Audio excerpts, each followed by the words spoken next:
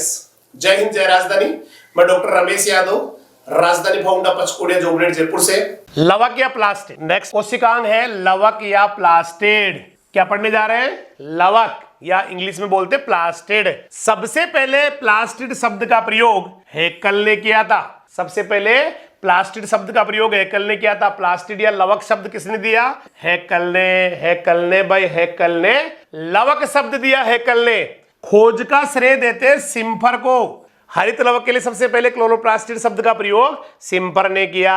CIMFR ने लवक की खोज की। मेयर ने लवक को नाम दिया ओटोप्लास्ट। मेयर ने लवक को नाम दिया ओटोप्लास्ट।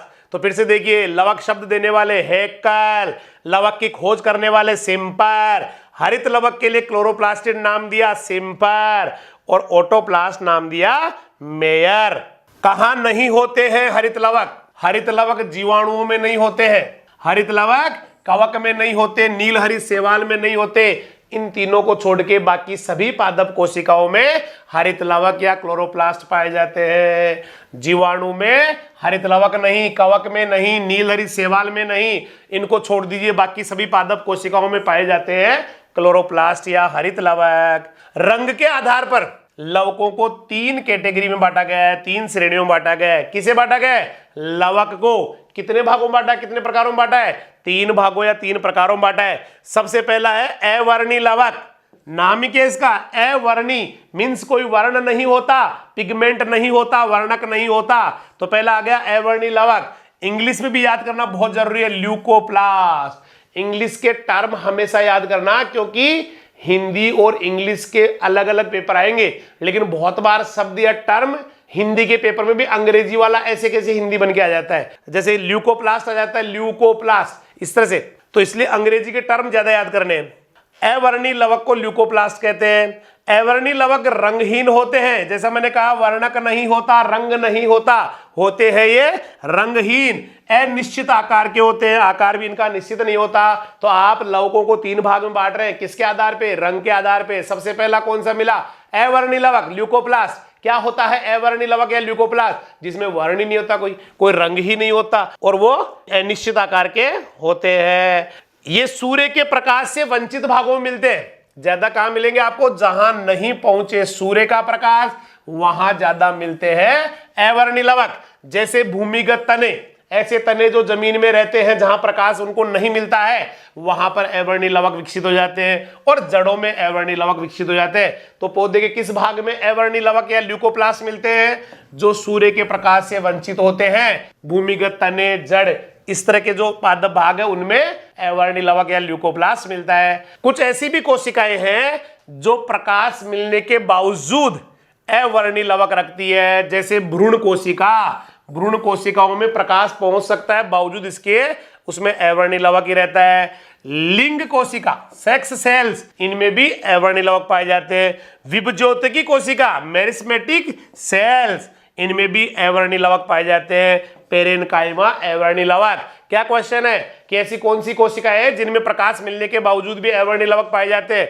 भ्रूण कोशिका, एम्ब्रियोनिक सेल, लिंग कोशिका, सेक्स सेल, विभज्योतकी कोशिका, मेरिस्मेटिक सेल्स और पेरेनकाइमा। संग्रहित भोजन, देखिए स्टूडेंट्स, अवर्णी लवक तो रंग नहीं देते, उनके पास वर्णक नहीं होता, पिगमेंट नहीं होता, तो फिर करते क्या है? ये करते भोजन का संग्रह। करते क्या है ये? भोजन का संग्रह। और संग्रहित भोजन के आधार पर अवर्णी लवकों को फिर से 3 प्रकारों में बांटा गया है। कौन कौन से 3 प्रकार है? सबसे पहला है एमाइलोप्लास्ट, वेरी मोस्ट एमाइलोप्लास्ट। देखिए स्टूडेंट्स, एमाइलो शब्द स्टार्च के लिए आता है, और स्टार्च क्या है? कार्बोहाइड्रेट। तो ऐसे अवर्णी लवक जो स्टार्च का संग्रह करते हैं, मंड का संग्रह करते हैं, स्टार्च का संग्रह करते हैं, मंड का संग्रह करते हैं, वो एमाइलोप्लास्ट कहलाते हैं या मंड लवक कहलाते हैं। फिर से याद कीजिए, एमाइलो शब्द हमेशा स्टार्च के लिए आता है, और स्टार्च क्या है? कार्बोहाइड्रेट। अवर्णी लवक का कार्य क्या है? भोजन का संग्रह करना। तो ऐसे अवर्णी लवक जो स्टार्च के रूप में भोजन संग्रह करते हैं, स्टार्च का संग्रह करते हैं, मंड का संग्रह करते हैं, अंग्रेजी में स्टार्च कहते हैं, हिंदी में मंड कहते हैं, उनको बोलते हैं एमाइलोप्लास्ट। ऐसे अवर्णी लवक या ल्यूकोप्लास्ट जो स्टार्च का संग्रह करते हैं, एमाइलोप्लास्ट कहलाते हैं। ये जड़ में मिलते हैं, बीज में मिलते हैं, भूमिगत तनों में मिलते हैं। कहाँ मिलते हैं एमाइलोप्लास्ट?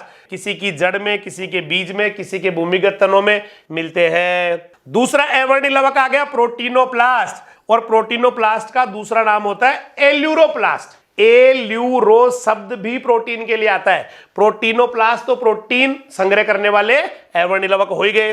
तो प्रोटीनोप्लास्ट ऐसे अवर्णी लवक जो प्रोटीन का संग्रह करते हैं, या एल्यूरोप्लास्ट ऐसे अवर्णी लवक जो प्रोटीन का संग्रह करते हैं। और जनरली कहां होती है प्रोटीन? बीजों में। किसके बीजों में? पल्सेज के बीजों में। What is pulses? दलहनी फसले।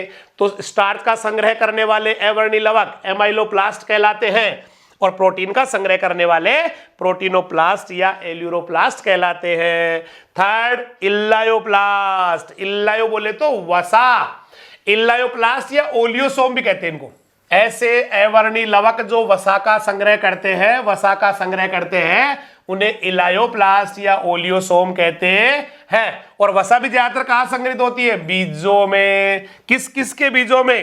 कैस्टर के बीजों में। कैस्टर होती है अरंडी, रिसिनस कम्युनिस, ग्राउंडनट मूंगफली, इनके बीजों में, या और दूसरी तिलहनी फसलों के बीजों में। तो इलायोप्लास्ट किसका संग्रह कर रहे हैं? वसा का संग्रह कर रहे हैं। जनरली कहां संग्रह होती है वसा? बीजों में संग्रह होती है। किन फसलों में ऐसा होता है? कैस्टर, अरंडी, ग्राउंडनट या दूसरी तिलहनी फसलों में। तो ये तीन प्रकार हो गए भोजन संग्रह करने के आधार पे। लेकिन कुछ ऐसे भी अवर्णी लवक होते हैं स्टूडेंट्स जो भोजन का संग्रह नहीं करते हैं, जो भोजन का संग्रह नहीं करते हैं। तो कुछ ऐसे भी अवर्णी लवक है जो भोजन का संग्रह नहीं करते हैं, उनको बोलते हैं ईटियोप्लास्ट। भोजन का संग्रह नहीं करे तो ईटियोप्लास्ट। तो ये वर्णक संचयी भोजन और लेमिलर संरचनाएं रहित होते हैं। संचयी भोजन रहित होते हैं, लेमिलर संरचना रहित होते हैं। लेमिलर संरचना का मतलब होता है झिल्ली युक्त संरचनाएं या झिल्ली से बनी हुई संरचनाएं। लेमिलर का मतलब ही क्या होता है? झिल्ली। लेमिलर लेमिलर झिल्ली। तो झिल्ली वाली संरचनाएं और संचयी भोजन इटियोप्लास्ट में नहीं होता है। ये प्रकाश की अनुपस्थिति में बनते हैं, अंधेरे में बनते हैं, प्रकाश की अनुपस्थिति में बनते हैं, और इससे पौधा हो जाता है पांडुरित, इटियोलेटेड मतलब रंग उड़ा हुआ। तो ये वर्णक संचयी भोजन और लेमिलर संरचनाएं बिल्कुल नहीं रखते हैं, प्रकाश की अनुपस्थिति में बनते हैं, और पौधा हो जाता है या पादप भाग हो जाते हैं ईटियोलेटेड या पांडुरित, मींस उनका रंग उड़ जाता है। तो ये हो गया पूरा अवर्णी लवक। क्लियर है? अवर्णी ल्यूकोप्लास्ट। अब आ गया है वर्णी लवक क्रोमोप्लास्ट। वर्णी क्रोमोप्लास्ट। वर्णी क्रोमोप्लास्ट। ये नॉन ग्रीन प्लास्टिड है। कौन से प्लास्टिड है? कौन से लवक है भाई? Non green. नॉन ग्रीन का मतलब हरे के अलावा। प्लास्टिड क्या होता है? लवक। हरे के अलावा वाले लवक है, मतलब ये पौधे को रंग देंगे, इनका काम है रंग देना, लेकिन कौन से रंग देंगे? हरे के अलावा बाकी रंग देंगे। ऐसे लवक जो हरे के अलावा बाकी रंग पौधों में प्रदान करते हैं, पौधों को देते हैं, वही वर्णी लवक या क्रोमोप्लास्ट कहलाते हैं। क्या कभी आपने हरे के अलावा पौधे में कोई रंग देखा? यस, टमाटर का लाल रंग, बैंगन का बैंगनी रंग, मिर्च का लाल रंग, ये सारे किसकी वजह से होते हैं? वर्णी लवक के कारण। ये फलों में मिलेगा, फलों में, टमाटर के फलों में, आम के फलों में, अमरूद के फलों में, पुष्पों में बहुत सारे अलग अलग कलर होते हैं। पंखुड़ियां अलग अलग रंग की होती है, बैंगनी होती है, लाल होती है, गुलाबी होती है। तो इन सबके लिए जिम्मेदार कौन होगा? वर्णी लवक। वर्णी लवक लाल रंग के होते हैं, नारंगी रंग के होते हैं, पीले रंग के होते हैं। लाल, नारंगी, पीले इत्यादि, मतलब और भी कोई कलर हो सकते हैं। जनरली लाल, पीले, नारंगी रंग मिलते हैं। पेटल्स में पाए जाते हैं। कहां मिलेगा वर्णी लवक या chromoplast? Petals. What is petals? Petals को हिंदी में कहते हैं दल, या फिर इसको बिल्कुल लोकल लैंग्वेज में कहते हैं पंखुड़ियां। फूलों की पंखुड़ियां। तो पंखुड़ियों में या दलों में मिलते हैं। लेकिन पेटल्स या दलों में जो रंग आता है वो कोशिका रस, या जो रिक्तिकाओं में कोशिका रस भरा होता है उनमें घुले हुए वर्णकों के कारण आता है। फिर से देखिए, क्रोमोप्लास्ट किस में मिलेंगे? ज्यादातर आपको पेटल्स में, यानी कि पुष्प के दलों में, पुष्प की पंखुड़ियों में। लेकिन मुख्य रूप से पुष्प की पंखुड़ियों का रंग किसकी वजह से होता है? कोशिका रस। कहां पाया जाता है कोशिका रस? रिक्तिका में, वैक्यूल में। तो कोशिका रस में उपस्थित जल के घुलनशील वर्णकों के कारण होता है। पानी में घुले हुए जो वर्णक होते हैं, पिगमेंट होते हैं, कोशिका रस में घुले हुए वर्णक होते हैं, उनकी वजह से ही दल या पंखुड़ियों का रंग अलग अलग कलर का होता है, अलग अलग रंग का होता है। एग्जाम्पल, एंथोसाइनिन वर्णक। एंथोसाइनिन कहां मिलेगा? कोशिका रस में घुला हुआ वर्णक है। कैसे कैसे रंग का हो सकता है एंथोसाइनिन? नीला हो सकता है, बैंगनी हो सकता है, लाल हो सकता है। एंथोसाइनिन नीला, बैंगनी, लाल। एंथोसाइनिन नीला, बैंगनी, लाल एंथोसाइनिन। दूसरा एंथेक्लोर, ये कहां है एंथोसाइनिन और एंथेक्लोर? ये होते हैं कोशिका रस में घुले हुए। किसके लिए जिम्मेदार होते हैं? फूल की पंखुड़ियों को रंग देने के लिए। एंथेक्लोर कैसा मिलेगा? पीला वर्णक मिलेगा। उदाहरण भी है जैसे बीटा साइनिन वर्णक। बीटा साइनिन वर्णक किसमें मिलता है? बीट रूट में। बीट रूट क्या होती है? चुकंदर की जड़ें। तो आप क्या पढ़ रहे हैं? हम पढ़ रहे हैं कोशिका रस या कोशिका का जो रिक्तिका होती है उसमें भरा हुआ रस, उसमें घुले हुए वर्णक कौन कौन से मिले? एंथोसाइनिन, एंथेक्लोर। एंथोसाइनिन कैसे कलर के? नीला, बैंगनी, लाल। एंथेक्लोर कैसे रंग के? पीले रंग के। इन सभी जो कोशिका रस में घुले हुए वर्णक है, इनके स्ट्रोमा में, स्ट्रोमा होता है तरल पदार्थ, लेमिली नहीं पाई जाती, मींस झिल्लियां नहीं पाई जाती। हम आगे पढ़ेंगे स्ट्रोमा के अंदर झिल्लियां मिलेगी जिनको थाइलेकोइड, थाइलेकोइड से ग्रेनम, ऐसा हरित लौह में मिलेगा। लेकिन एंथोसाइनिन और एंथेक्लोर जो कोशिका रस में घुले हुए वर्णक होते हैं, उनकी स्ट्रोमा में, उनके लिक्विड में लेमिलिया झिल्लियां नहीं पाई जाती। ये किसके वर्णक थे दोनों? ये दोनों थे कोशिका रस में घुले हुए। अब पढ़ते हैं वर्णी लवक में कौन कौन से वर्णक आते हैं। ये वर्णक कहां मिले? कोशिका रस में। अब कहां वाले पढ़ रहे हैं हम? अब पढ़ रहे हैं वर्णी लवक। जो कोशिका में वर्णी लवक है उसमें कौन कौन से वर्णक होते हैं? तो पहला वर्णक आया कैरोटिनॉइड। कैरोटिनॉइड कैसे रंग के होते हैं? नारंगी, लाल, पीले। नारंगी, लाल, पीले। कौन? कैरोटिनॉइड। कैरोटिनॉइड वसा में घुल सकते हैं। कहां घुलते हैं ये? वसा में। इसलिए कैरोटिनॉइड्स को लिपोक्रोम भी कहते हैं। क्या कहते हैं कैरोटिनॉइड्स को? लिपोक्रोम। क्यों भाई? लिपो शब्द कहां से आया? लिपिड से आया। लिपिड कौन? वसा। चूंकि कैरोटिनॉइड्स वसा में घुलते हैं इसलिए इनको बोलते हैं लिपोक्रोम। ये पौधे के हरे भागों के अलावा अन्य भागों में मिलता है। हरे भागों के अलावा मतलब किसी के फूल में मिल सकता है, किसी के फल में मिल सकता है, तथा इनके संश्लेषण के लिए प्रकाश की आवश्यकता नहीं होती है। किनके संश्लेषण के लिए? कैरोटिनॉइड्स। कैरोटिनॉइड्स वसा में घुलनशील है, लिपोक्रोम भी कहलाते हैं। हरे भागों के अलावा हर जगह मिलते हैं और इनके बनने के लिए प्रकाश की आवश्यकता नहीं होती है।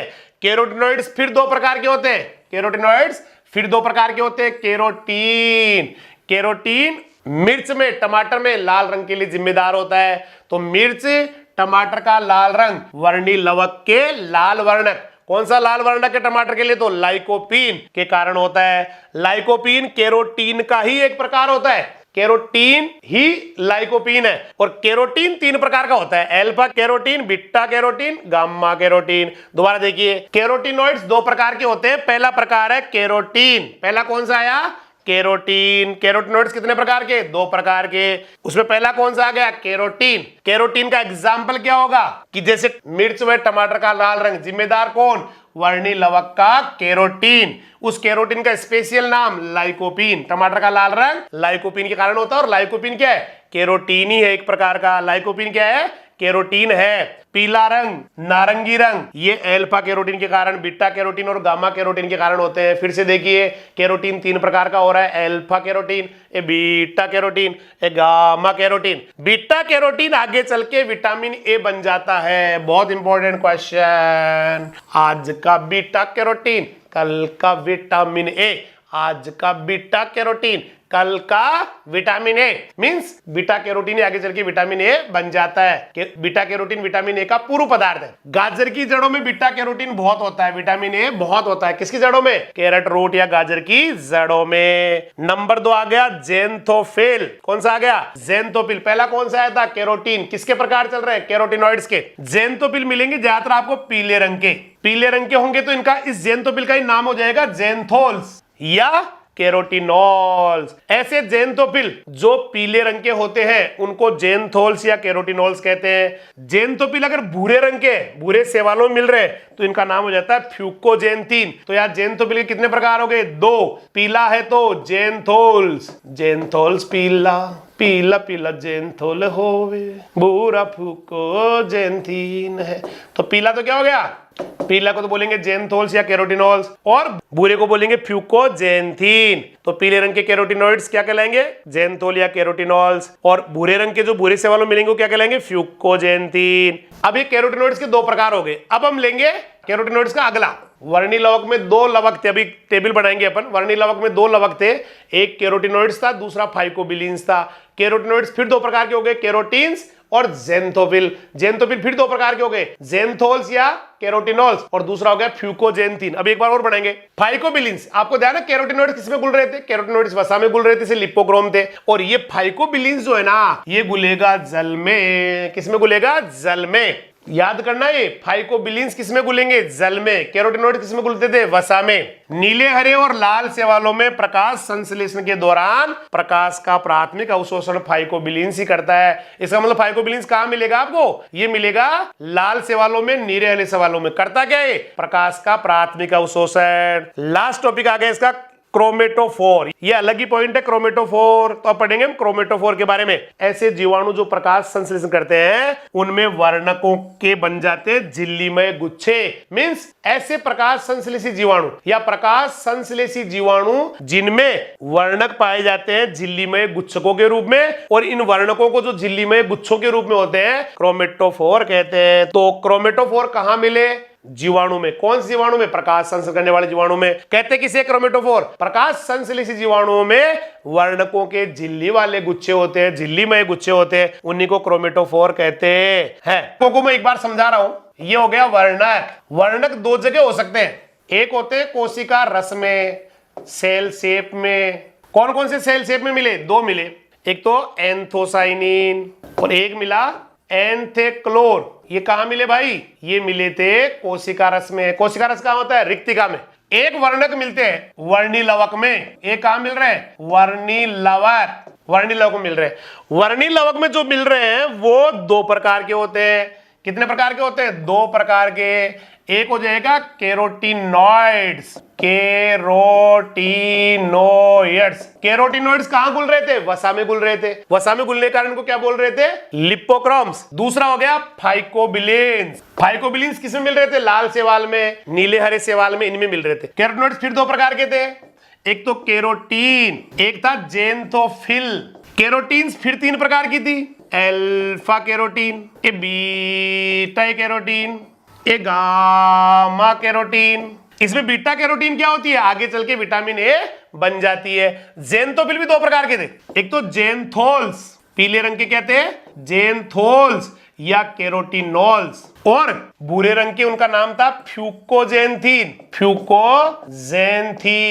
ये पूरा इसका चार्ट है, इससे अलग अलग समझ में आते हैं वर्णकों को। कुछ वर्णक कोशिका रस में होते हैं जैसे एंथोसाइनिन, एंथेक्लोर। कुछ वर्णी लवक में होते हैं जैसे कैरोटिनॉइड्स, फाइकोबिलिन्स। कैरोटिनॉइड्स वसा में घुलते हैं, फाइकोबिलिन्स जल में घुलते हैं। कैरोटिनॉइड्स फिर दो प्रकार के हो गए, कैरोटीन और ज़ेंथोफिल। कैरोटीन तीन प्रकार की होगी, alpha carotene, beta carotene, gamma carotene. Beta carotene vitamin A बनती है आगे चल के। ज़ेंथोफिल फिर दो प्रकार के हो गए, अगर पीले ज़ेंथोफिल है तो उनको ज़ेंथोल्स या कैरोटिनॉल्स बोलेंगे, और अगर भूरे रंग के भूरे शैवालों में तो उनको फ्यूकोजेंथिन बोलेंगे। समझ में आ गया होगा? Clear cut? Is it clear? हरित लवक सबसे इंपॉर्टेंट लवक है, हरित लवक, क्योंकि इसी की वजह से होता है प्रकाश संश्लेषण, इसी की वजह से चलती है पूरी सृष्टि। बाकी भोजन संग्रह इसी की वजह से होगा। हरित लवक जब प्रकाश संश्लेषण करेगा तो ही अवर्णी लवक भोजन संग्रह करेगा।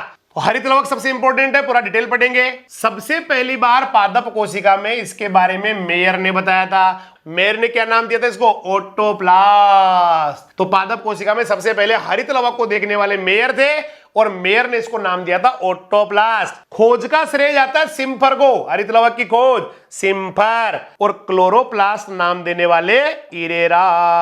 दोबारा देखिए, हरित लवक को सबसे पहले पादप कोशिका में मेयर ने देखा, और मेयर ने इसे ओटोप्लास्ट कहा। खोज का श्रेय जाता है सिम्फर को, और क्लोरोप्लास्ट शब्द देने वाले वैज्ञानिक थे इरेरा। इरेरा इरेरा। जिस प्रकार से वर्णी लवक में हरे के अलावा वर्णक थे, इस हरित लवक में हरे रंग के ही वर्णक मिलेंगे, जैसे पर्णहरित। तो इसमें कैसे पिगमेंट या वर्णक होंगे? हरे रंग के। और कौन सा वर्णक ज्यादा मिलेगा? पर्णहरित। हरे रंग का वर्णक पर्णहरित। जबकि वर्णी लवक में क्या थे? कैरोटिनॉइड्स थे, फाइकोबिलिन्स थे।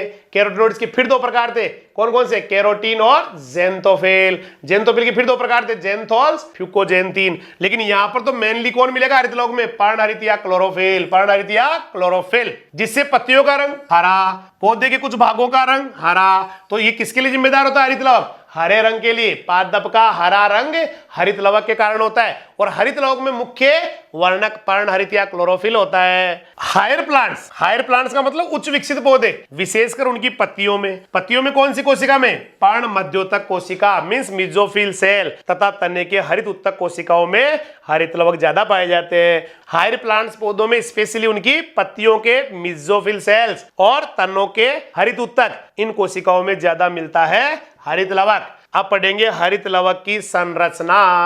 क्या पढ़ेंगे? हरित लवक की संरचना, स्ट्रक्चर ऑफ क्लोरोप्लास्ट। एक तो 2 इकाई झिल्लियों से मिलकर बना होता है। देखिए माइटोकॉन्ड्रिया 2 झिल्ली, लवक पे होवे 2 झिल्ली, तो मारा रहे हरित लवक पर 2 झिल्लियां होवे। कितनी झिल्लियां होवे? 2 झिल्लियां।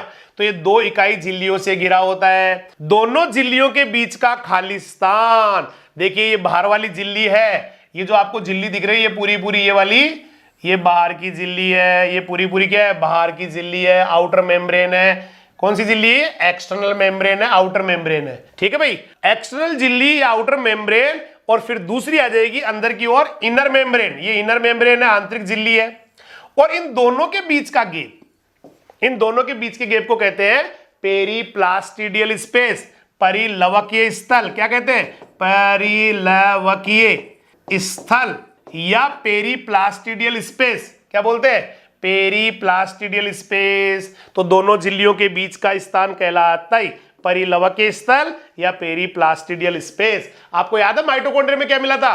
पेरीमाइटोकॉन्ड्रियल स्पेस। तो सब तो वही है, पेरीप्लास्टिडियल, प्लास्टिड मतलब लवक होता है, पेरीप्लास्टिडियल स्पेस। माइटोकॉन्ड्रिया में यहां कह रहे थे अपन पेरीमाइटोकॉन्ड्रियल स्पेस। तो कितनी झिल्लियां होती है लवक पर? 2 झिल्ली, बाहर की और अंदर की। दोनों झिल्लियों के बीच का स्थान क्या कहलाता है? बोला, वो कहलाता है पेरीप्लास्टिडियल स्पेस या परिलवकीय स्थल। अब ये अंदर, इस अंदर वाली झिल्ली के अंदर एक प्रोटीनेशियस मींस प्रोटीनमय तरल पदार्थ भरा होता है, जिसे स्ट्रोमा कहते हैं या मैट्रिक्स कहते हैं। तो इस द्विस्तरीय झिल्ली से घिरी हुई संरचना के अंदर, मतलब ये दोनों झिल्लियां आ गई, इसके अंदर की ओर क्या भरा होता है? तरल पदार्थ। कैसा होता है? प्रोटीनमय, ज्यादा प्रोटीन वाला होता है। उस तरल पदार्थ को बोलते हैं स्ट्रोमा।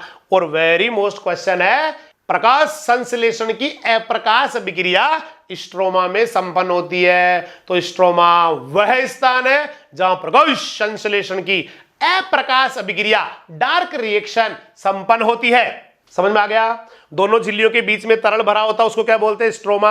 और स्ट्रोमा वह स्थान है जहां प्रकाश संश्लेषण की अप्रकाश अभिक्रिया संपन्न होती है, डार्क रिएक्शन संपन्न होती है। तो देखो इस द्विस्तरीय झिल्ली के अंदर क्या भरा हुआ है? प्रोटीन युक्त तरल पदार्थ। क्या कहलाता है? स्ट्रोमा, या इसको मैट्रिक्स भी बोलते हैं। स्ट्रोमा को दूसरा नाम क्या होता है? मैट्रिक्स होता है। और इस स्ट्रोमा में या मैट्रिक्स में क्या होता है? प्रकाश संश्लेषण की अप्रकाश अभिक्रिया संपन्न होती है। बहुत मोस्ट क्वेश्चन है कि प्रकाश संश्लेषण की अप्रकाश, 2 ही तो अभिक्रिया होती है, प्रकाश अभिक्रिया, अप्रकाश अभिक्रिया। अप्रकाश कहां हो रही है? स्ट्रोमा में। प्रकाश कहां होगी? ग्रेना में। अंदर भरे हुए तरल या स्ट्रोमा में क्या क्या मिलेगा? 70S के राइबोसोम। बहुत मोस्ट क्वेश्चन।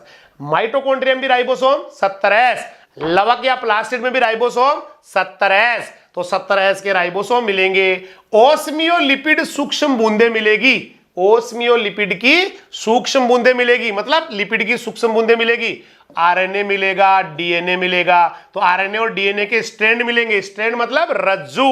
अब डीएनए कैसा मिलेगा? DNA DS DNA, DNA circular DNA, DNA naked DNA, same mitochondria जैसा। माइटोकॉन्ड्रिया में क्या था? DNA DS DNA, DNA circular DNA, DNA naked DNA. Very most question होवे, लवक और माइटोकॉन्ड्रिया दोनों का ही डीएनए कैसा होता है? द्विरज्जुकीय, double strand, DS. Circular means वर्ताकार, गोल। और नेक्ड मतलब नग्न। नग्न किसे कहते हैं? जिसके अंदर स्टोन प्रोटीन नहीं होती है। इसके अलावा एंजाइम, और क्या मिलेगा? देखो क्या क्या मिला? राइबोसोम 70S वाले स्ट्रोमा के अंदर पाए जाते हैं। ओस्मोलिपिड की सूक्ष्म बूंदे स्ट्रोमा में पाई जाती है। आरएनए पाया जाता है, डीएनए के स्ट्रैंड्स पाए जाते हैं। इसके अलावा एंजाइम पाए जाते हैं और अंदर घुले हुए लवण भी स्ट्रोमा में पाए जाते हैं। तो मैं समझ लूंगा स्ट्रोमा क्लियर हो गया। स्ट्रोमा में क्या क्या मिला? स्ट्रोमा में मिला राइबोसोम 17S, ओस्मियोलिपिड सूक्ष्म बूंदे, डीएनए, आरएनए, इसके अलावा डीएनए कैसा मिला, DNA DS, DNA, DNA naked DNA, DNA circular DNA, और क्या मिला, एंजाइम, और क्या मिला, गुलित लवण। अब बात करते हैं इसका डीएनए कैसा होता है। जरा याद माइटोकॉन्ड्रिया का डीएनए कर लो की खोज की नेस्मार्गिट ने। ये तो हरित लवक का डीएनए, क्लोरोप्लास्ट का डीएनए, इसकी खोज की थी रिस्वे प्लॉट। हरित लवक के डीएनए की खोज किसने की थी, रिस्वे प्लॉट। ये माइटोकॉन्ड्रियल डीएनए से बड़ा होता है, माइटोकॉन्ड्रियल डीएनए से बड़ा होता है। आपको याद है माइटोकॉन्ड्रियल डीएनए कितने केबी का आया था, कितने किलो बेस का आया था, 6 से 36 केबी का आया था, 6 से 36 किलो बेस का आया था। लेकिन हरित लवक का डीएनए इससे बड़ा होता है और ये होता है 400 केबी तक का। कितने केबी तक का होता है, 400 केबी तक का। फिर से देखिए माइटोकॉन्ड्रिया का डीएनए छोटा होता था 6 से 36 केबी का, ये हरित लवक है, इसका डीएनए बड़ा होता है। कितना बड़ा होता है, 400 केबी तक लंबा हो सकता है। माइटोकॉन्ड्रिया का डीएनए कुल डीएनए का 1% था। कितना परसेंट था, 1%। लेकिन हरित लवक का डीएनए कुल डीएनए का 14% होता है। दोनों का कंपैरिजन कर रहे हैं हम। माइटोकॉन्ड्रियल डीएनए खोज किसने की थी, नेस्वे मार्गिट ने। हरित लवक के डीएनए खोज किसने की, रिस्वे प्लॉट ने। माइटोकॉन्ड्रियल डीएनए छोटा था, कितना था, 6 से 36 किलो बेस का ही था। इसका डीएनए बड़ा है, 400 केबी तक का होता है, 400 किलो बेस तक का होता है। माइटोकॉन्ड्रियल डीएनए कुल कोशिका के डीएनए का 1% था। लवक का डीएनए कोशिका के कुल डीएनए का 14% तक होता है। तो ये कौन आ गया भाई, ये आ गया क्लोरोप्लास्ट डीएनए। क्लोरोप्लास्ट डीएनए के बारे में फिर से देखिए क्या क्या आया, डीएनए डीएस, डीएनए डीएस बोले तो डबल स्ट्रैंड द्विरज्जुकीय, डीएनए सर्कुलर डीएनए, गोल गोल डीएनए, डीएनए नेक्ड डीएनए। खोज करने वाले रिस्वे प्लॉट, इस डीएनए की बात कर रहा हूं मैं, रिस्वे प्लॉट कुल कोशिका के डीएनए का 14% और बड़ा होता है 400 किलो बेस तक का। क्लोरोप्लास्ट या हरित लवक में एक एंजाइम मिलता है रूबिस्को। मारा रे हरित लवक में रूबिस्को एंजाइम, मारा रे हरित लवक में रूबिस्को एंजाइम। धरती पर मिले सब सुजादा रे, ऐसा गुस्सो आयो जीण बाइन, तू रिजे बोझाई घर माइन, ऐसा गुस्सो आयो जीण बाइन। मोस्ट क्वेश्चन मोस्ट, धरती पर सबसे ज्यादा पाया जाने वाला एंजाइम रूबिस्को एंजाइम किसका होता है, रूबिस्को एंजाइम हरित लवक का होता है। कैसे हुआ धरती पर सबसे ज्यादा पाया जाने वाला, क्योंकि धरती पर सबसे ज्यादा पेड़ पौधे हैं और हर हरे पौधे के अंदर मिलेगा हरित लवक, हर हरित लवक में मिलेगा रूबिस्को एंजाइम। तो क्लोरोप्लास्ट का रूबिस्को एंजाइम धरती पे सबसे ज्यादा पाया जाने वाला एंजाइम होता है और कुल प्रोटीन का 16% प्रोटीन होता है। अब दिमाग चकरा गया होगा आपका कि सर आप तो कह रहे हैं कि एंजाइम है और ये धरती पर सबसे ज्यादा पाया जाने वाला है, अचानक आप ये बोल रहे हैं कि ये कोशिका की 16% प्रोटीन होती है। जी हां, सारे एंजाइम प्रोटीन के बने होते हैं सिवाय कुछ अपवादों को छोड़ के, जैसे राइबोजाइम और एक दो एंजाइम और है जो प्रोटीन रहित होते हैं, बाकी सब क्या होते हैं, प्रोटीन होते हैं। एंजाइम ज्यादातर आपको प्योर प्रोटीन ही मिलेंगे, एंजाइम है लेकिन है कौन, वो प्रोटीन। तो रूबिस्को भी प्रोटीन है और ये कुल प्रोटीन का कितना परसेंट होता है, 16%। कुल प्रोटीन कोशिका की जितनी होती है उसका 16% क्या होता है, रूबिस्को। रूबिस्को एंजाइम है, धरती पर सबसे ज्यादा पाया जाने वाला एंजाइम है और एंजाइम क्या होते हैं, प्रोटीन है, इसलिए कोशिका की कुल प्रोटीन का 16% रूबिस्को प्रोटीन या रूबिस्को एंजाइम होता है। स्ट्रोमा में कौन है, स्ट्रोमा अंदर भरा हुआ लिक्विड। कौन है स्ट्रोमा, अंदर भरा हुआ तरल पदार्थ, प्रोटीनेशियस, जिसमें 17 राइबोसोम मिले थे, ओस्मियोलिपिड की बूंदे मिली थी, आरएनए मिले थे, डीएनए मिले थे, एंजाइम मिले थे, वो वाला अंदर का जो लिक्विड है स्ट्रोमा, उसके अंदर कई झिल्लियां मिलेगी आपको, कई कलाएं मिलेगी, झिल्लियां मिलेंगी जो एक दूसरे के समानांतर फैली रहती है। इन झिल्लियों को कहते हैं थाइलेकोइड पटलिकाएं या थाइलेकोइड झिल्लियां। क्यों कहते हैं थाइलेकोइड झिल्लियां, क्योंकि जल्दी क्या बनाने जा रही है, थाइलेकोइड। आप देखिए इसमें झिल्लियां ही झिल्लियां अंदर, ये सारी क्या है, झिल्लियां, पूरी झिल्लियां जो आपको दिख रहे हैं ना, ये गोल गोल हो गई कहीं झिल्ली, ये सब झिल्लियां अंदर, ये सब के सब झिल्लियां है, सब के सब क्या है, ये झिल्लियां है। इनमें से देखना भी थोड़ी देर में कुछ थाइलेकोइड बन जाएंगे। प्रत्येक पटलिका झिल्ली को कहते हैं माय डियर स्टूडेंट्स, पटलिका किसको कहते हैं, झिल्ली को।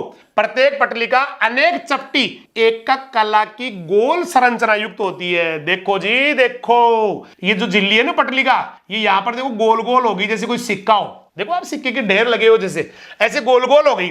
इन गोल गोल हुई सिक्के के समान संरचना को थाइलेकोइड कहते हैं या ग्रेनम थाइलेकोइड कहते हैं। ग्रेनम नहीं, ग्रेनम की थाइलेकोइड मींस ग्रेनम थाइलेकोइड। तो आप ग्रेनम थाइलेकोइड मत कहो ना, इनको थाइलेकोइड कहो।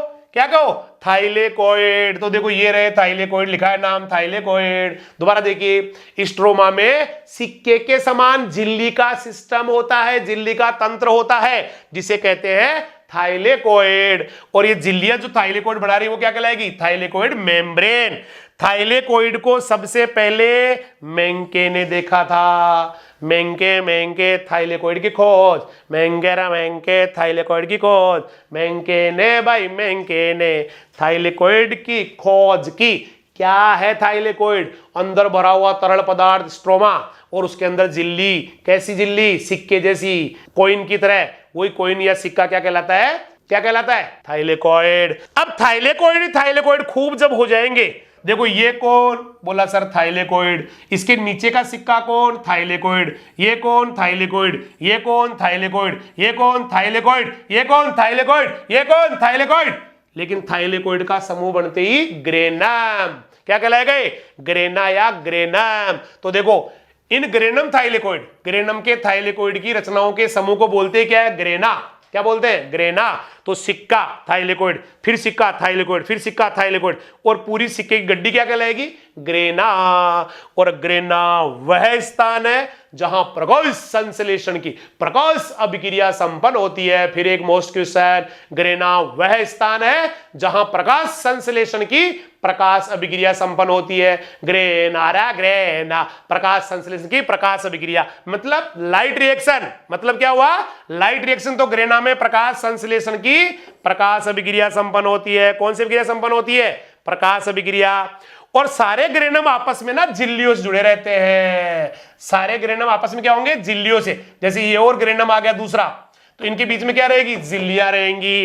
इन झिल्लियों को बोलेंगे या तो फ्रीड्स लेमिली, मतलब फ्रीड्स की झिल्ली, या बोलेंगे इंटरग्रेनम लेमिली या इंटरग्रेनम पटलिका। पटलिका क्या होती है? लेमिली, झिल्ली। फिर से देखिए, ये सिक्का थाइलेकोइड, थाइलेकोइड, थाइलेकोइड, पूरा ग्रुप ग्रेना, इधर भी ग्रेना। ग्रेना के आपस में जोड़ने वाली झिल्लियां इंटरग्रेनम, मतलब ग्रेनम के बीच में, इंटर मींस बीच में, तो इंटरग्रेनम पटलिका कह दो, इंटरग्रेनम लेमिली कह दो, या फ्रीड्स लेमिली या फ्रीड्स पटलिका कहते हैं। क्लियर हो गया? याद है? थाइलेकोइड्स जो सिक्का था झिल्ली का बना हुआ, उस सिक्के के ऊपर कुछ यूनिट्स लगी रहती है, कुछ इकाइयां लगी रहती है, जो 230 से 400 वर्णक अणुओं से मिलकर बनती है। एक इकाई में कितने वर्णक अणु साथ होंगे? 230 से 400 वर्णक अणु। कौन कौन से वर्णक? जैसे chlorophyll A, chlorophyll B, carotene, xanthophyll, ये सारे वर्णक, इस तरह के 230 से 400 वर्णक मिलके एक संरचना बनाएंगे। उस संरचना को कहते हैं क्वांटासोम।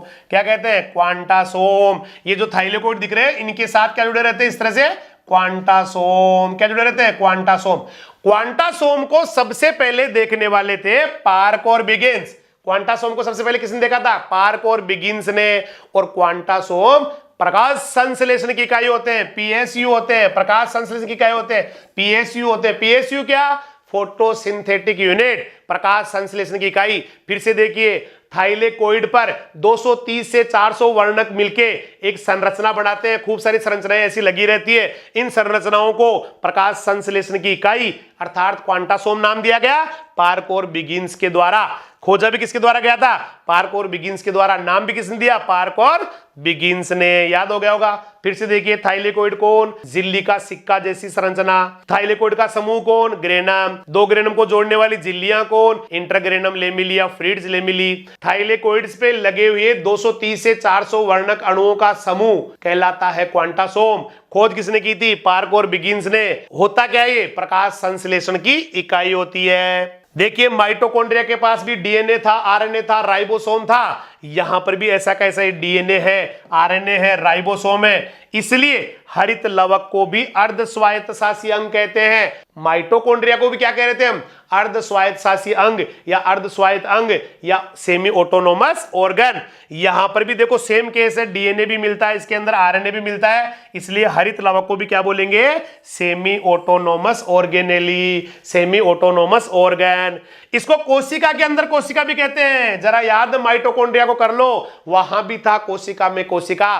क्यों? क्योंकि जिस प्रकार कोशिका डीएनए रखती है, आरएनए रखती है, कोशिकांग रखती है, उसी प्रकार से माइटोकॉन्ड्रिया और लवक दोनों भाई भी डीएनए रखते हैं, आरएनए रखते हैं और कोशिकांग राइबोसोम रखते हैं। इसलिए कोशिका के अंदर कोशिका भी कहते हैं, इनको अर्धस्वायत्त अंग भी कहते हैं। और इसका आनुवांशिक तंत्र क्यों बना? इसका आनुवांशिक तंत्र डीएनए अगले के पास, और डीएनए तो खुद का आनुवांशिक तंत्र हो जाएगा, और इसके आनुवांशिक तंत्र को कहते हैं प्लास्टिडोम। क्या कहते हैं भाई? प्लास्टिडोम। किसका आनुवांशिक तंत्र प्लास्टिडोम कहलाता है? लवक का। किसका कहलाता है? लवक का। अब लेते हैं हरित लवक के मुख्य वर्णक। कौन कौन से पिगमेंट रखता है हरित लवक? तो देखिए मेन इसका जो वर्णक है वो है पर्णहरित या क्लोरोफिल। कौन है इसका मुख्य वर्णक? कौन है इसका मुख्य वर्णक? पर्णहरित है मुख्य वर्णक। हरित लवक का मुख्य वर्णक, हरित लवक का मुख्य वर्णक होता है पर्णहरित। पर्णहरित किसका मुख्य वर्णक है? हरित लवक या क्लोरोप्लास्ट का। तो क्लोरोप्लास्ट का मुख्य वर्णक या पिगमेंट कौन? क्लोरोफिल। सबसे पहले क्लोरोफिल या पर्णहरित की खोज की थी पेलेटियर और केवेंटू ने। पर्णहरित की खोज किसने की भाई? पेलेटियर और केवेंटू ने। पौधों में देखो कौन कौन से पर्णहरित पाए जाते हैं, कौन कौन से क्लोरोफिल पाए जाते हैं। सबसे पहला है क्लोरोफिल ए। पहला कौन सा है? Chlorophyll A. जीवाणु को छोड़ दीजिए। किसको छोड़ दीजिए? जीवाणु को छोड़ दीजिए। बाकी जितने भी पादप कोशिकाएं होते हैं या पादप होते हैं उनमें क्लोरोफिल ए या पर्णहरित ए जरूर पाया जाता है। इसलिए भाई को ना सार्वत्रिक क्लोरोफिल बोलते हैं, यूनिवर्सल क्लोरोफिल बोलते हैं, सार्वत्रिक पर्णहरित बोलते हैं। इसके बाद आ गया क्लोरोफिल बी। क्लोरोफिल बी भी आप नीलहरित शैवाल को छोड़ दीजिए, जीवाणु को छोड़ दीजिए, बाकी सब में पाया जाता है। ए कहां नहीं पाया जाता? जीवाणु में। क्लोरोफिल बी कहां नहीं पाया जाता? नीलहरित शैवाल बीजीय और जीवाणु में। इनको छोड़ के बाकी सब में पाया जाता है क्लोरोफिल ए और बी। अब आ गया क्लोरोफिल सी। क्लोरोफिल सी केवल ही किसमें मिलता है? भूरे शैवाल डाइएटम, इनमें मिलता है, दो में। सी भूरे शैवाल, सी डाइएटम। डाइएटम क्या होता है? ये ऐसे पौधे होते हैं जो पानी में स्वतंत्र रूप से तैरते रहते हैं, बहुत छोटे छोटे पौधे होते हैं। तो भूरे शैवाल में सी है, डाइएटम में सी है। ए किसमें था? जीवाणु को छोड़ के सब में था। क्लोरोफिल बी किसमें था? जीवाणु और नीलहरित शैवाल को छोड़ के बाकी सब में था। और सी किसमें? सी तो दो ही जगह होता है, या तो भूरे भूरे शैवाल सी रखते हैं, डाइएटम भी सी रखते हैं। अगला आ गया क्लोरोफिल डी। क्लोरोफिल डी मिलेगा केवल लाल शैवालों में। लाल शैवालों में रेड एल्गी लाल शैवालों में। और लाल शैवाल कौन से ग्रुप की शैवाल होती है? रोडोफाइसी की होती है। रोडोफाइसी की। किसकी होती है भाई? रोडोफाइसी की होती है, रोडोफाइसी की। क्लोरोफिल ई। क्लोरोफिल ई मिलेगा जेंथोफाइसी के शैवालों में। जेंथोफाइसी के शैवालों में क्लोरोफिल ई किसमें मिलेगा भाई? कौन से ग्रुप में मिलेगा? जेंथोफाइसी वर्ग के शैवालों में मिलेगा। जैसे एग्जांपल है वाउचेरिया। कौन सा एग्जांपल आया? वाउचेरिया। अगला पर्णहरित है बैक्टीरियो क्लोरोफिल ए। अगला क्लोरोफिल कौन सा है भाई? Bacterio chlorophyll A. ये प्रकाश संश्लेषण करने वाले बैक्टीरिया में मिलता है। नाम क्या है? Bacterio chlorophyll A. मिलेगा भी किसमें? प्रकाश संश्लेषण करने वाले बैक्टीरिया में। फिर आ गया बैक्टीरियो क्लोरोफिल बी। ये मिलता है रोडोस्यूडोमोनास जीवाणु। बैक्टीरियो क्लोरोफिल बी मिलता है रोडोस्यूडोमोनास जीवाणु। बैक्टीरियो क्लोरोफिल बी मिलता है रोडोस्यूडोमोनास जीवाणु। बैक्टीरियो क्लोरोफिल बी मिलता है रोडोस्यूडोमोनास जीवाणु। और लास्ट आ गया क्लोरोबियम क्लोरोफिल। कौन सा आ गया? Chlorobium chlorophyll. ये मिलता है ग्रीन सल्फर बैक्टीरिया में, मतलब हरे गंधक जीवाणुओं में। किसमें मिलता है? हरे गंधक जीवाणुओं में या ग्रीन सल्फर बैक्टीरिया में। अब आ गई हरित लवक की उत्पत्ति। याद है माइटोकॉन्ड्रिया की उत्पत्ति? माइटोकॉन्ड्रिया की उत्पत्ति किससे हो रही थी? या तो माइटोकॉन्ड्रिया से हो रही थी या कुछ बैक्टीरिया से हो रही थी, क्योंकि बैक्टीरिया में और माइटोकॉन्ड्रिया में समानता पढ़ी थी हमने। दोनों में 70S प्रकार का राइबोसोम था। दोनों में ही क्लोरमफेनिकोल दवा का समान असर हो रहा था। दोनों का डीएनए का सीक्वेंस सेम था और दोनों ही असूत्री विभाजन कर रहे थे। इसका मतलब भाई भाई। कौन भाई भाई? जीवाणु और माइटोकॉन्ड्रिया। इसलिए माइटोकॉन्ड्रिया की उत्पत्ति किससे मानी गई थी? जीवाणु से, पर्पल सल्फर बैक्टीरिया से। यहां पर भी देखिए क्लोरोप्लास्ट या हरित लवक भी कहां का उत्पत्ति होती है? देखो, या तो पूर्व लवक से। पूर्व लवक का मतलब लवक से ठीक पहले की अवस्था प्रोप्लास्टिड, प्लास्टिड से पहले क्या आएगा प्रोप्लास्टिड, मतलब पूर्व लवक, तो पूर्व लवक से बन सकता है या लवक या प्लास्टिड के विभाजन से बन सकता है, या फिर होती है इसकी बायोजेनेसिस। बायोजेनेसिस का मतलब जैव उत्पत्ति। जैव उत्पत्ति कहां से मानी जाती है? साइनोबैक्टीरिया की अंतःसहजीवी क्रिया से, साइनोबैक्टीरिया की अंतःसहजीवी क्रिया से। अब पढ़ने जा रहे हैं लवक के कार्य, फंक्शन ऑफ द प्लास्टिड। तो हरित लवक का प्रकाश संश्लेषण, हम किसके पढ़ रहे हैं? लवक के। कौन से लवक के? सभी लवक के पढ़ रहे हैं। पहले किसका आया? हरित लवक का। हरित लवक क्या करता है? प्रकाश संश्लेषण करता है। पूरी सृष्टि, पूरी धरती प्रकाश संश्लेषण की वजह से चल रही है। पूरी सृष्टि को ऊर्जा देने वाला सूर्य है। सूर्य की ऊर्जा को हरे पौधे लेके, प्रकाश ऊर्जा को लेके रासायनिक ऊर्जा में बदलते हैं, और हम सभी लोग जीव जंतु, सारे के सारे जीव जंतु, हम सब प्राणी उन हरे पौधों पर निर्भर होते हैं। तो हरित लवक का मुख्य कार्य क्या हो गया? प्रकाश संश्लेषण। क्या करते हैं ये हरित लवक? ये सूर्य के प्रकाश ऊर्जा को, मतलब सनलाइट को, सौर ऊर्जा को ग्रहण कर लेते हैं और इसको ग्लूकोज में बदल लेते हैं। ग्लूकोज क्या हो गया? रासायनिक पदार्थ, कार्बनिक पदार्थ। तो प्रकाश संश्लेषण में हरे पौधे प्रकाश ऊर्जा को, सौर ऊर्जा को रासायनिक ऊर्जा में बदल लेते हैं, और ये किसकी वजह से होता है? हरित लवक की वजह से। तो हरित लवक का पहला कार्य क्या हो गया? प्रकाश संश्लेषण करवाना। नंबर 2, प्रकृति में O2 CO2 का बैलेंस रखते हैं। हरे पौधे नहीं होंगे तो CO2 ही CO2 हो जाएगी, CO2 की मात्रा बढ़ जाएगी, जो हर प्राणी के लिए, हर पेड़ पौधों के लिए हानिकारक होती है। लेकिन हरे पौधे क्या करते हैं? प्रकाश संश्लेषण में CO2 लेके O2 वापस दे देते हैं। इसका मतलब बैलेंस रखते हैं O2 और CO2 का प्रकृति में। ग्लोबल वार्मिंग को कम करते हैं। What is global warming? विश्व की बढ़ती हुई गर्मी। विश्व की बढ़ती हुई गर्मी क्यों? CO2 के कारण। किसी को ध्यान है? CO2 ग्लोबल वार्मिंग के लिए जिम्मेदार होती है। What is global warming? Global warming मतलब गर्मी बढ़ने के लिए। गर्मी क्यों बढ़ रही है? हरित ग्रह प्रभाव के कारण, ग्रीन हाउस इफेक्ट के कारण। ग्रीन हाउस इफेक्ट किसकी वजह से हो रहा है? CO2 की वजह से। क्या होता है green house effect? Green house effect होता है अगर धरती पे CO2 की मात्रा बढ़ गई, हालांकि जिम्मेदार कुछ और भी होते हैं, CH3 भी होती है, ओजोन भी होती है, लेकिन मेनली कौन होती है? CO2। ग्रीन हाउस प्रभाव के लिए जिम्मेदार कौन होती है? CO2। CO2 कितनी होती है वातावरण में? 0.03%। वातावरण में CO2 कितनी होती है? 0.03% या 300 ppm।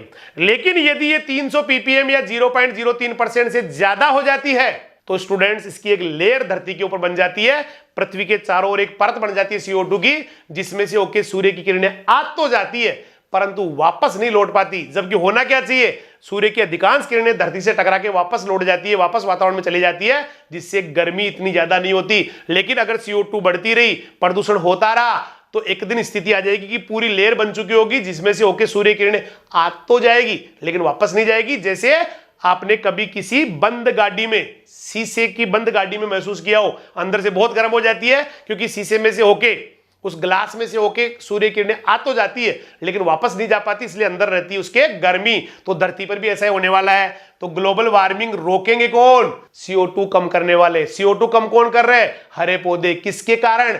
हरित लवक के कारण, प्रकाश संश्लेषण के कारण। तो ये किसके कार्य हो गए? ये हो गए हरित लवक के। अब लेते हैं वर्णी लवक क्या करता है। देखिए, जब फल पक रहे होते हैं तो हरित लवक कन्वर्ट हो जाता है वर्णी लवक में। ये कोई सा भी किसी में हो सकता है। वर्णी लवक से अवर्णी बन सकता है, अवर्णी से हरित बन सकता है, हरित से वर्णी बन सकता है। कुछ एग्जांपल मैं आपको दूं, जैसे पत्ती हरे रंग की है, हरित लवक उसके अंदर, उस पत्ती को आप थोड़े दिनों के लिए मिट्टी में दबा दीजिए, अवर्णी लवक में कन्वर्ट हो जाएगा, उसका रंग उड़ जाएगा। टमाटर पहले हरे रंग का है, हरित लवक है, थोड़े दिनों में लाल हो जाएगा, वर्णी लवक में कन्वर्ट हो गया। तो ये किसी में भी कन्वर्ट हो सकते हैं।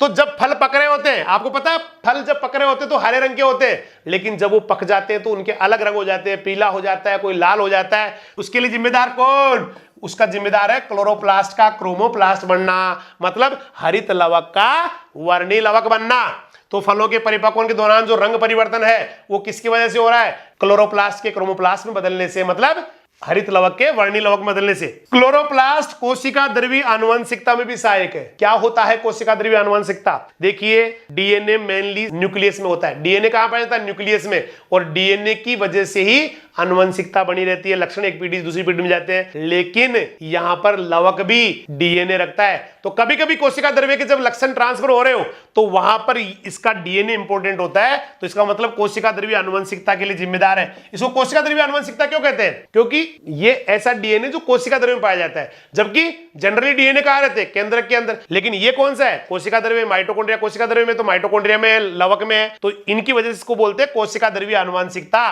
साइटोप्लाज्मिक इनहेरिटेंस में इंपॉर्टेंट होता है लवक। पृथ्वी को सुहावनी हरियाली देते हैं। कितना अच्छा लगता है जब हम किसी सुहाने हरे भरे स्थान पे जाते हैं, कितना सुहावना होता है वहां का मौसम, कितना सुहावना होता है वहां का दृश्य।